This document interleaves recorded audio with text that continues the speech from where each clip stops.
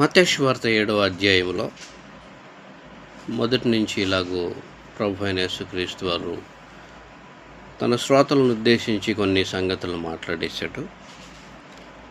మత్తయి సువార్త 7వ అధ్యాయం మొదటి 5 వచనాలు. మీరు తీర్పు తీర్చకుడి, అప్పుడు మిమ్మును గూర్చి తీర్పు తీర్చబడదు. మీరు తీర్చు తీర్పు చొప్పుననే మిమ్మును గూర్చి తీర్పు తీర్చబడును. మీరు కొలుచు కొలత చొప్పుననే మీకును కొలవబడును. నీ కంటిలోనున్న దూలము నెంచక నీ సహోదరుని కంటిలోనున్న నలుసును చూచుటేలా, నీ కంటిలో దూలముండగా నీవు నీ సహోదరుని చూచి నీ కంటిలోనున్న నలుసును తీసివేయనిమ్మని చెప్పనేలా? వేషధారి, మొదట నీ కంటిలోనున్న దూలమును తీసివేసుకొనుము, అప్పుడు నీ సహోదరుని కంటిలోనున్న నలుసును తీసివేయుటకు నీకు తేటగా కనబడును అని.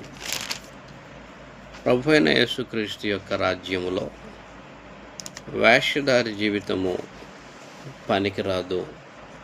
ప్రభు అయిన యేసుక్రీస్తు వారు దానిని ప్రోత్సహించడు, దానిని అంగీకరించడు. నటించడము అనేది మానవ జీవితంలో దౌర్భాగ్యత. నీ తోటి సహోదరునికి సహాయం చేయాలన్న భావన నీలో ఉండాలే కానీ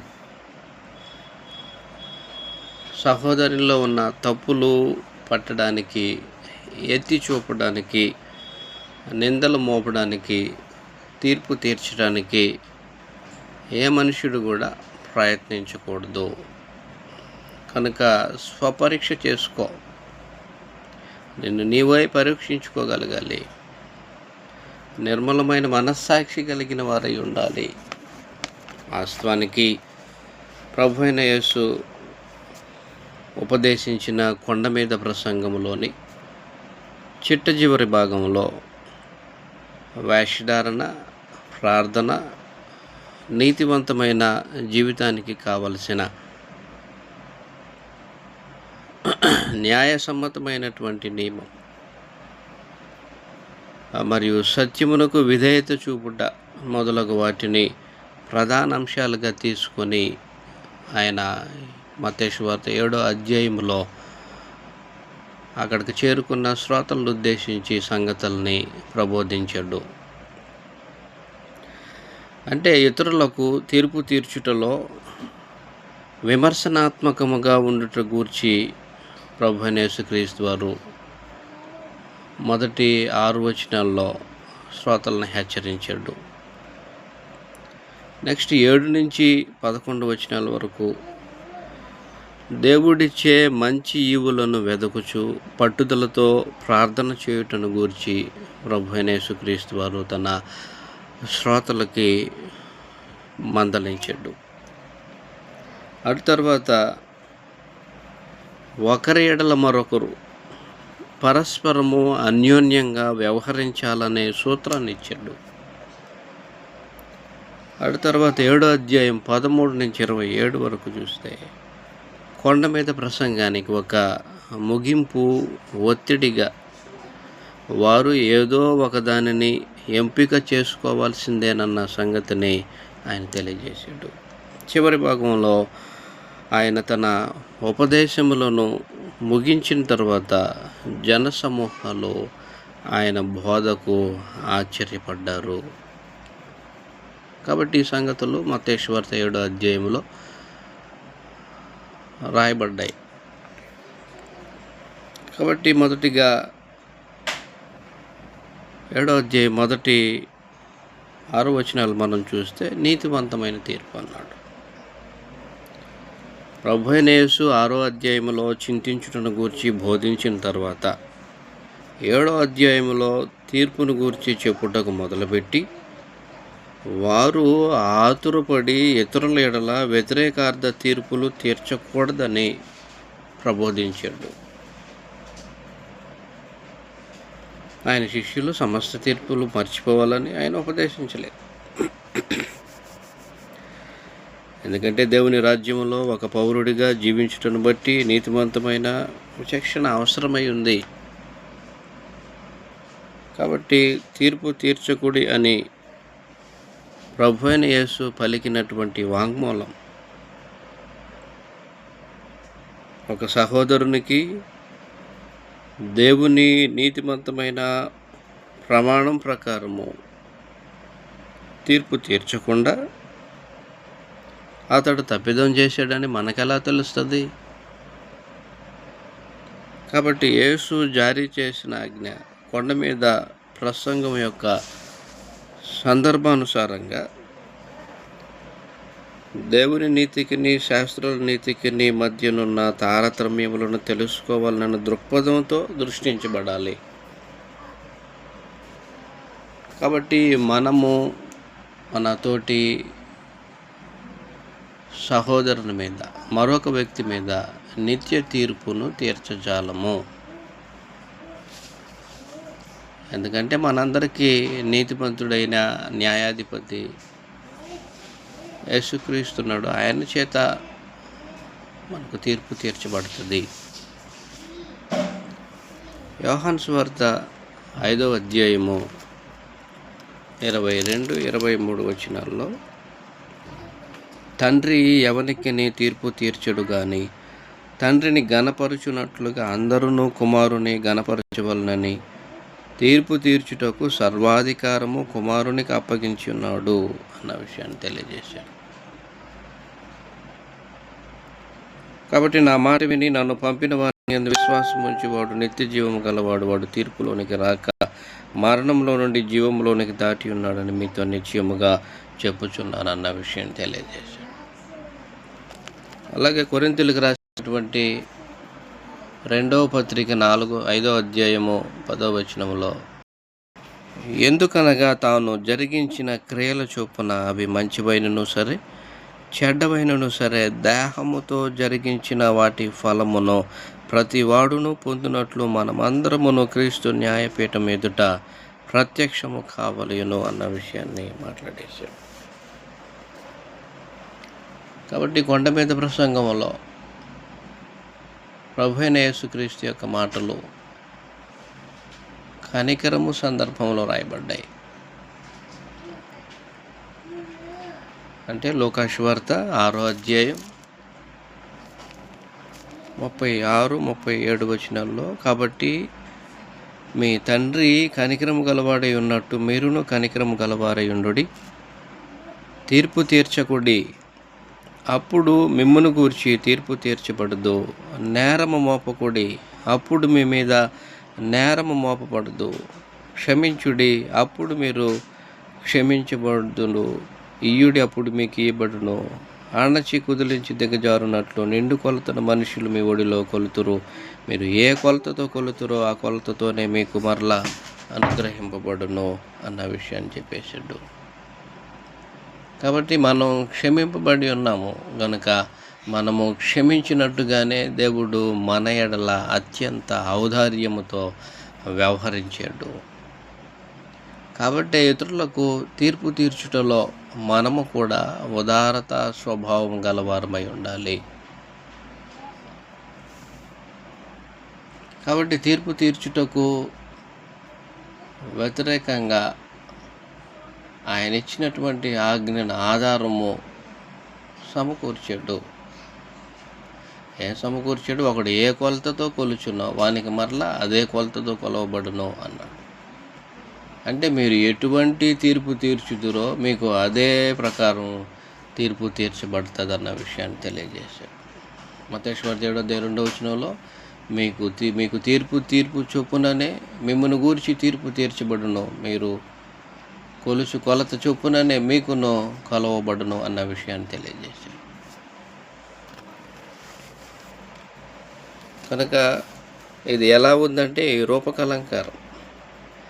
ఒకప్పుడు కొనుగోలు చేయబడు కొనదలిచిన వస్తువును అమ్మకందారు దాని సముచితమైన మొత్తాన్ని కొలిచేటువంటి పరిస్థితిలో ఉంది. మత్తయి సువార్త 23వ అధ్యాయము 32వ వచనంలో, మత్తయి సువార్త 23వ అధ్యాయం 32లో, మీరును మీ పితరుల పరిమాణము పూర్తి చేయుడి అన్న విషయాన్ని మాట్లాడేశాను. కాబట్టి ప్రభువైన యేసు నిషేధించినటువంటి తీర్పులు తీర్చు విషయంలో మనుషుడు జాగ్రత్తపరుడై ఉండాలి. మనము ఇతరులకు తీవ్రంగా తీర్పు తీర్చినట్లయితే దేవుడు మనకు తీవ్రంగా తీర్పు తీరుస్తాడని ఎదురు చూడాల్సిన పరిస్థితి ఉంటుంది. దేవుడు మన ఎడల కనికరం కనపరిచినట్లు ఇతరుల ఎడల మనము కనికరం చూపాల్సినటువంటి వారమై ఉండాలి. కనికరము చూపకపోతే కనికరము లేని తీర్పు పొందేటువంటి పరిస్థితి ఉంటుందని యాకోబు తన పత్రికలో 2వ అధ్యాయం 13వ వచనంలో తెలియజేశాడు. ఇకపోతే మత్తయి వార్త 7వ అధ్యాయము 3వ వచనం నుంచి, నీ కంటిలోనున్న దూలము నెంచక నీ సహోదరుని కంటిలోనున్న నలుసును చూచుటేలా, నీ కంటిలో దూలముండగా నీవు నీ సహోదరుని చూచి నీ కంటిలోనున్న నలుసును తీసివేయనిమ్మని చెప్పనేలా? వేషధారి, మొదట నీ కంటిలోనున్న దూలమును తీసివేసుకునము, అప్పుడు నీ సహోదరుని కంటిలోనున్న నలుసును తీసివేయటకు నీకు తేటగా కనబడును అనేసి దిద్దుబాటుకు సంబంధించి ప్రభువైన యేసుక్రీస్తు వారు ఈ మాటలు పలికారు. పెద్ద పాపం చేసిన వారిని ఆయన వేషధారి అని పిలుస్తున్నాడు. అంటే నీలోనే కళంకమును నీవు కలిగి ఉండి నీ పొరుగువాని మనస్సును నొప్పించున్నట్లు ఎత్తి పొడుపు మాటలను నీవు పలకకూడదు.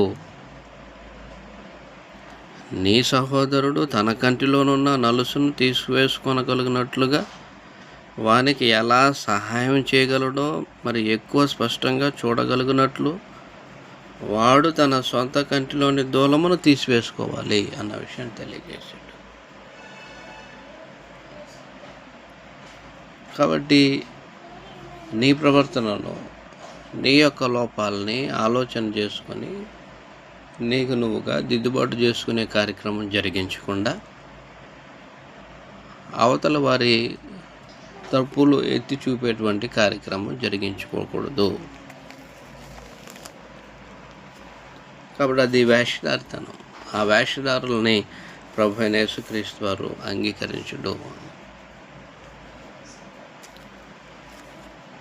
మత్తయి వార్త 7వ అధ్యాయము 6వ వచనంలో, పరిశుద్ధమైనది కుక్కలకు పెట్టకుడి, మీ ముత్యములను పందుల ఎదుట వేయకుడి, వేసిన ఎడల అవి ఒకవేళ వాటిని కాళ్ళతో త్రొక్కి మీ మీద పడి మిమ్మను చీల్చివేయును అన్న విషయాన్ని మాట్లాడేశాడు.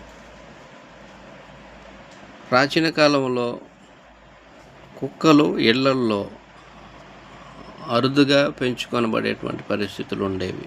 అప్పుడు ఉండేవి, ఇప్పుడు ఉన్నాయి. అయితే కుక్కలు వాస్తవానికి గుంపులు గుంపులుగా వీధుల్లో తిరుగులాడుచు మనుషులు ఎవరైనా వాటిని రెచ్చగొట్టినట్లయితే లేదా అవి అతిగా ఆకలి కొనినట్టయితే మనుషుల మీదకి దాడి చేసేటువంటి పరిస్థితులు ఉన్నాయి. తత్ఫలితంగా యూదులు వాటిని గురించి వ్యతిరేకార్థమైన దృక్పథాన్ని కలిగి ఉండేవారు.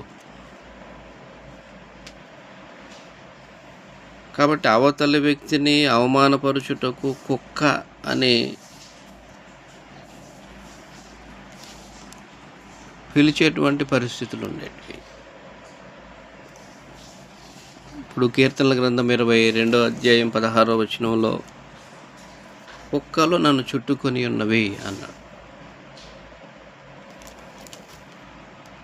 అలాగే సామెతల గ్రంథము 26వ అధ్యాయం, సామెతల గ్రంథం 26వ అధ్యాయం 11వ వచనంలో, తన మూఢతను మరలా కనపరచు మూర్ఖుడు కక్కిన దానికి తిరుగు కుక్కతో సమానుడు అన్నాడు. అలాగే పేతురు రాసిన 2వ పత్రికలో పేతురు ఏమని రాశాడంటే 2వ అధ్యాయం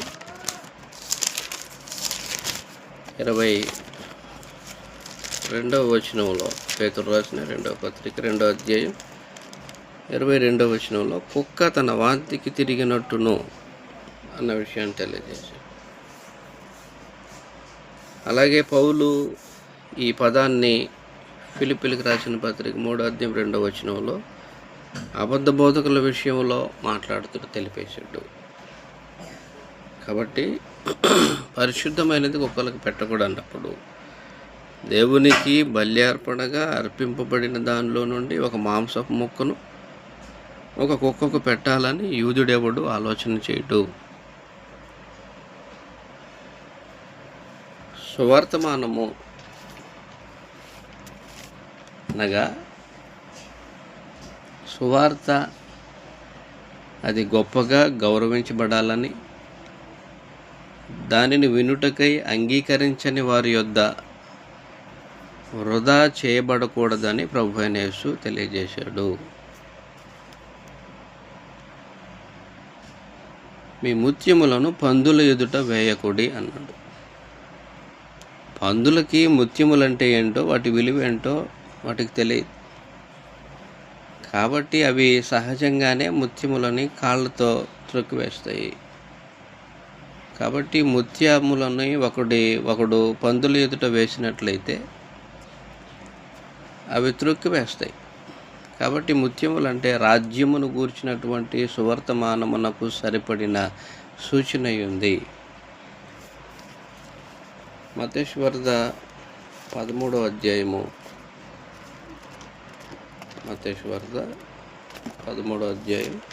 45-46 వచనాల్లో మరియు పరలోక రాజ్యము మంచి ముత్యములను వెదకుచున్న వర్తకును పోలి ఉన్నది.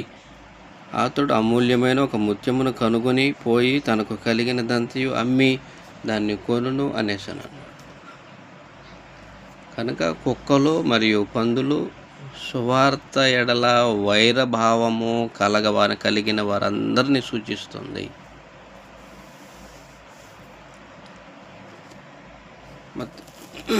సామెతలు 9వ అధ్యాయం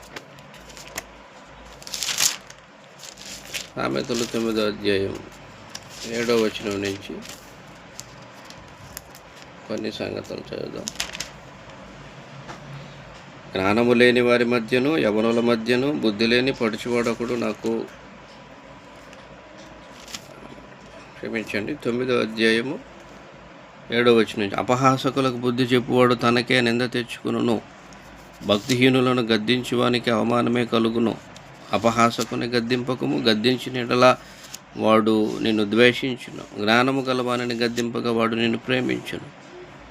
జ్ఞానము గలవానికి ఉపదేశం చేయగా వాడు మరింత జ్ఞానము నందును. నీతి గలవానికి బోధ చేయగా వాడు జ్ఞానాభివృద్ధి నందును అనేసాను. కాబట్టి రాజ్యమును గూర్చినటువంటి సువర్తమానమునకు సరిపడిన సూచన ముత్యాలను పోలి ఉన్నదనేసాను. కాబట్టి సువార్త ఎడల వ్యతిరేక భావం కలవారందరినీ కుక్కలు పందులతో పోల్చి మాట్లాడడం జరిగింది.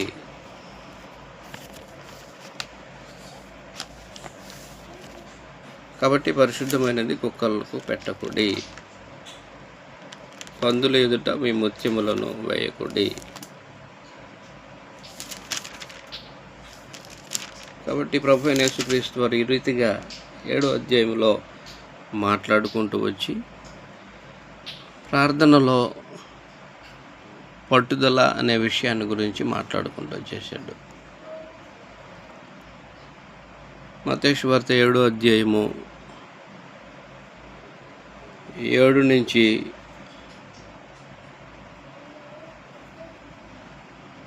11 వచనాల వరకు చదువుకుంది. అడుగుడి మీకు ఇయ్యబడును, వెదకుడి మీకు దొరుకును, తట్టుడి మీకు తీయబడును. అడుగు ప్రతివాడును పొందును, వెదకవానికి దొరుకును, తట్టువానికి తీయబడును అన్న విషయాన్ని తెలియజేశాడు. ప్రభువైన యేసు మరొక పర్యాయము ప్రార్థనను గూర్చినటువంటి అంశం వైపు మళ్ళాడు. ప్రార్థించుటకు సంబంధించిన 3 సంగతులతో ఆయన మొదలుపెట్టాడు. 1 అడుగుడి మీకు ఇవ్వబడుతుంది, 2 వెదకుడి మీకు దొరుకుతుంది, తట్టుడి మీకు తీయబడుతుంది అనే సంగతిని మాట్లాడేశాడు. ఈ మాటల తదనంతరము కుమారుడు తండ్రిని రొట్టెను అడిగినప్పుడు, చేపను అడిగినప్పుడు దానికి తండ్రి చూపినటువంటి ప్రతిస్పందన కూడా ప్రభువైన యేసుక్రీస్తు వారు తెలియజేశాడు. కాబట్టి ప్రభువైన యేసు ప్రార్థన యొక్క ప్రాముఖ్యతను ఉద్ఘాటించి చెప్పేశాడు. అడుగుడి అనే పదం ప్రార్థనకు ఒక సామాన్య రెఫరెన్స్ అయి ఉంది. మత్తయి సువార్త 21వ అధ్యాయం 22వ వచనంలో ఆయన ఏమన్నాడు? మీరు ప్రార్థన చేయునప్పుడు వేటిని అడుగుదురో అవి దొరికినవని నమ్మిన ఎడల మీరు వాటినన్నిటినీ పొందుదురని వారితో చెప్పెను అనేసి అన్నాడు. కాబట్టి అడుగుడి మీకు ఇయ్యబడునన్న విషయాన్ని తెలియజేశాడు. మార్కు సువార్త 11వ అధ్యాయము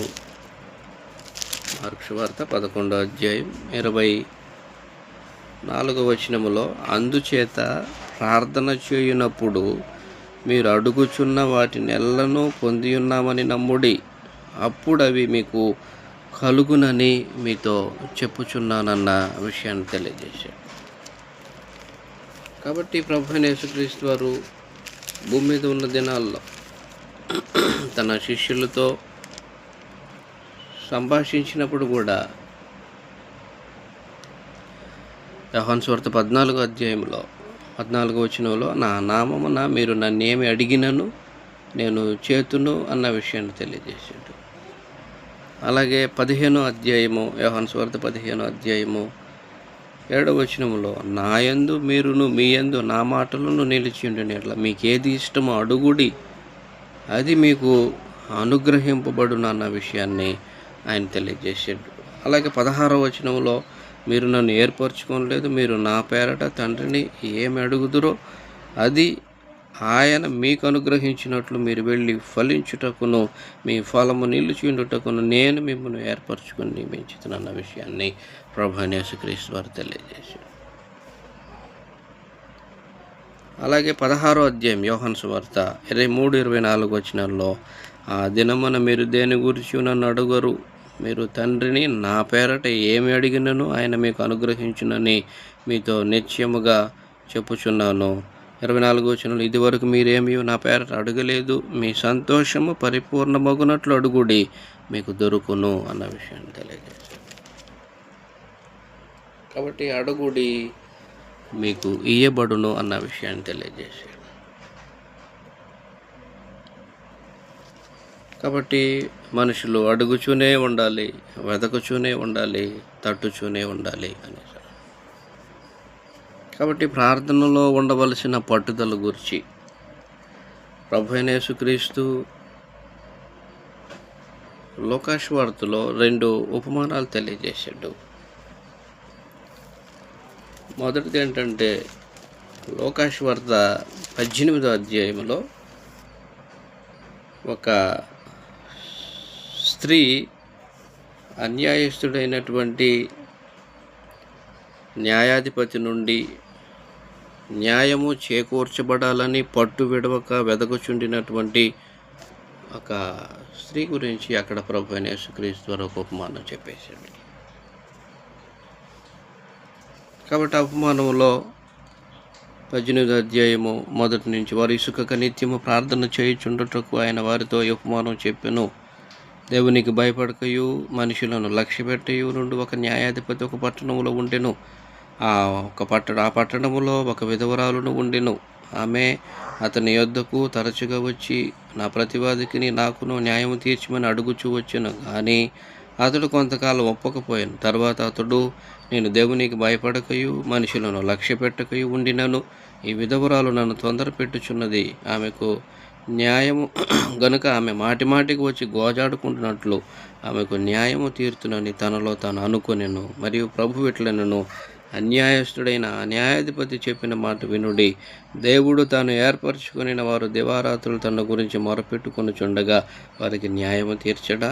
ఆయన వారికి త్వరగా న్యాయము తీర్చును. వారి విషయమే కదా ఆయన దీర్ఘశాంతం చూపుచున్నాడని మీతో చెప్పుచున్నాను. కాబట్టి అన్యాయస్తుడైన న్యాయాధిపతి నుండి విధవరాలు న్యాయం చేకూర్చబడాలని పట్టు విడవక పదే పదే గోజాడుతూ ఉండేది. కాబట్టి ఆమె విషయంలో న్యాయాధిపతి ఆమె మరలా అతన్ని గోజాడుకుంటూ ఉండేటట్లుగా న్యాయం తీర్చేటువంటి కార్యక్రమం జరిగింది. కాబట్టి చివరకు ఆ విధవరాలు పట్టు విడవనందున కార్యం జరిగింది, ఫలించింది. నెక్స్ట్ రెండవదిగా అదే లోకాసు వార్త 11వ అధ్యాయంలో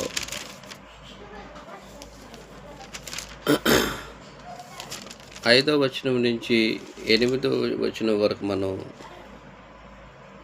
చూస్తే అక్కడేముంది,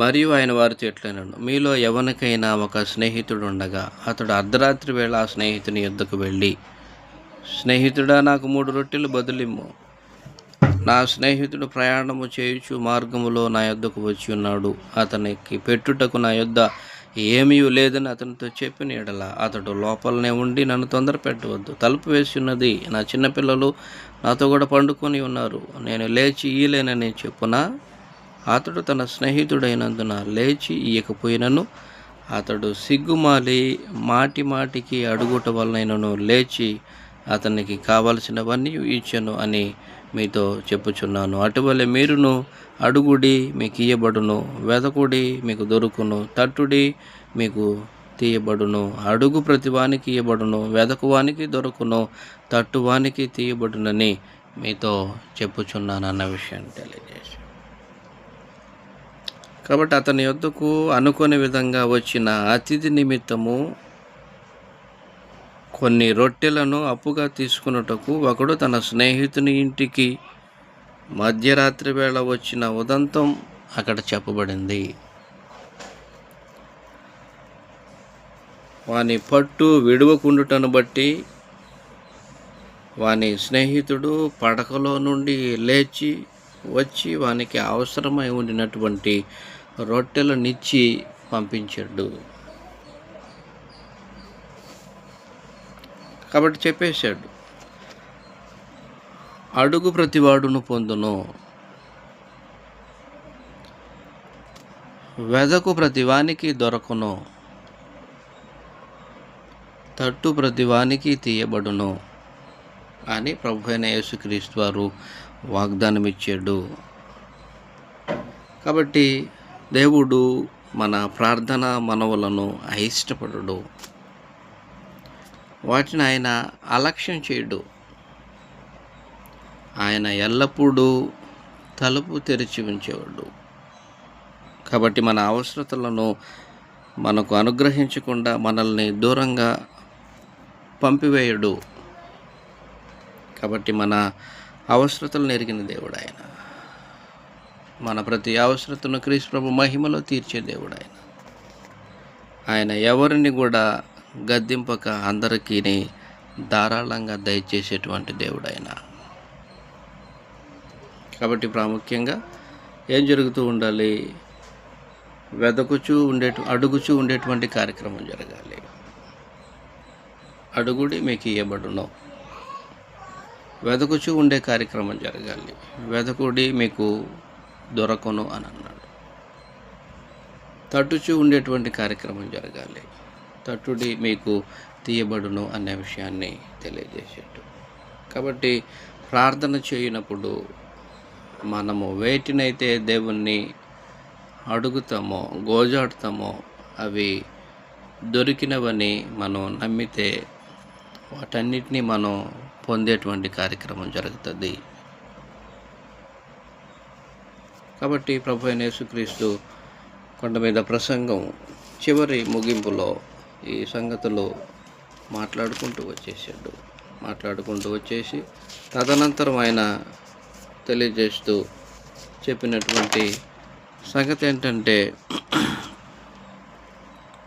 కుమారుడు తండ్రిని రొట్టెని అడిగితే లేదా చేపను అడిగితే దానికి తండ్రి చూపినటువంటి ప్రతిస్పందన కూడా మత్తయి 7వ అధ్యాయము 9-10 వచనాల్లో కూడా ఆయన తెలియజేశాడు. కాబట్టి ప్రభువైన యేసు ప్రార్థన యొక్క ప్రాముఖ్యతను ఉద్ఘాటించి చెప్పేశాడు. ప్రార్థనలో అడిగే కార్యక్రమం జరగాలి, వెదిగే కార్యక్రమం జరగాలి, తట్టేటువంటి కార్యక్రమము జరగాలి. ప్రార్థనకు సంబంధించి 3 సంగతులు: ప్రార్థనలో పట్టుదల,